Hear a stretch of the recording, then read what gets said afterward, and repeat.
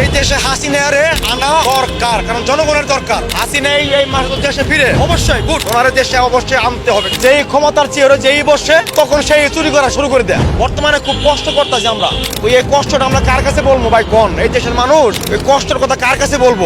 Sir দেশের একটা সম্মানী লোক, ভালো মানুষ, সবাই ওনার চিনে, তাই উনি দেশটা খুব ভালোভাবে চালাবে। ওই উনি আসার পরেও দেশে কোনো পরিবর্তন এখনো পর্যন্ত হয় নাই, দেশে কোনো পরিবর্তন হয় নাই ভাই। এই দেশে 18 কোটি জনগণ তুলে রাজপথে নামে, ছাত্ররা কি করবো আপনারা? মানে বিয়া করে পোলা বান্ডা পড়ে থাকলে ওর বাতারা হতো দিছে আওয়ামী লীগ সরকারে, ঋণ হইব না কি করবো? এক আল্লাহ পাক ছাড়া আর কেউ জানে না কি কষ্টে যে দিন যাচ্ছে আমাদের।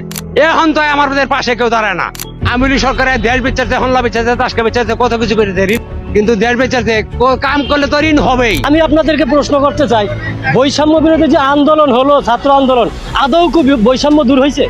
আমি তো দেখি প্রত্যেকটা সেক্টরে, প্রত্যেকটা ক্ষেত্রে এখনো সেই আগের থেকে আরো বেশি বৈষম্য চলছে। আমরা জাতি হিসাবে খুবই খারাপ। আমাদের মতো এত অসভ্য জাতি আমি মনে হয় না যে বহির্বিশ্বে এরকম অসভ্য জাতি আছে। আর বর্তমান সরকার এগুলো ম্যান্ডেট করতে পারতেছে না, আর উনি রাজনৈতিক কোনো ব্যক্তিত্ব না, ওনার দিয়ে সম্ভব না। শেখ হাসিনা ব্যক্তিগত জীবনে খুবই সাহসী এবং তার সাহস প্রমাণিত। কেবল যে 15 বছর ক্ষমতায় বসে সাহস দেখে, ক্ষমতার বাইরে বিরোধী দলীয় নেত্রী হিসেবে সাহস দেখিয়েছেন, রাজনৈতিক দলের নেত্রী হিসেবে, রাজপথের নেত্রী হিসেবে সাহস দেখিয়েছেন। তার জীবনে সফলতা ব্যর্থতার যেখানে যেখানে হয়েছে যা কিছু ক্ষেত্রেই তিনি সাহস দেখিয়েছেন।